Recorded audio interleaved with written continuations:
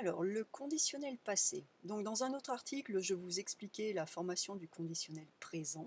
Et aujourd'hui, on va voir la formation du conditionnel passé.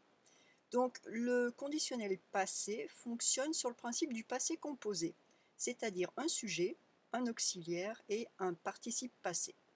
Le seul changement qui intervient, c'est que l'auxiliaire est conjugué au conditionnel. Donc, on comprend que cette conjugaison est en réalité assez facile, parce que vous avez déjà, vous disposez de tous les éléments. Il faut juste les assembler ensemble, comme si on joue au Lego. Vous connaissez le conditionnel présent et vous connaissez le passé composé. Donc, comme c'est uniquement l'auxiliaire qui est conjugué au conditionnel présent, en réalité, vous n'avez que deux conjugaisons à retenir, avoir et être au conditionnel présent. Tout le reste, vous connaissez déjà vos participes passés et ce sont les mêmes que ceux utilisés au passé composé. Donc il y a vraiment peu de choses à connaître, c'est une conjugaison à ce stade assez facile. Donc les verbes que l'on forme avec l'auxiliaire avoir au conditionnel passé, par exemple le verbe manger, ça va donner j'aurais mangé, tu aurais mangé, il aurait mangé, nous aurions mangé, vous auriez mangé, ils auraient mangé.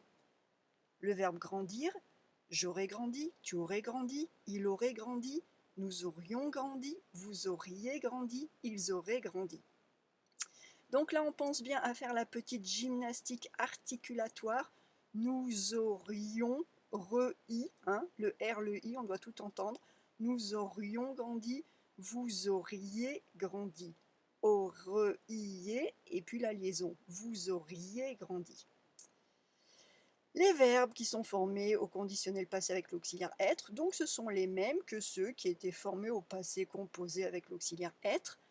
On retrouve la même chose, l'accord, sujet et participe passé, ce qui fait qu'on a une conjugaison un peu plus longue parce que je vous donne plusieurs accords. Donc par exemple le verbe tomber, je serais tombé, masculin, je serais tombé, féminin, tu serais tombé, masculin, tu serais tombé, féminin, il serait tombé, elle serait tombée, on serait tombé dans le sens de quelqu'un, on ne sait pas qui, on serait tombé dans le sens les gens ou nous, pluriel, nous serions tombés, pluriel masculin, nous serions tombés, pluriel féminin, vous seriez tombés, pluriel de...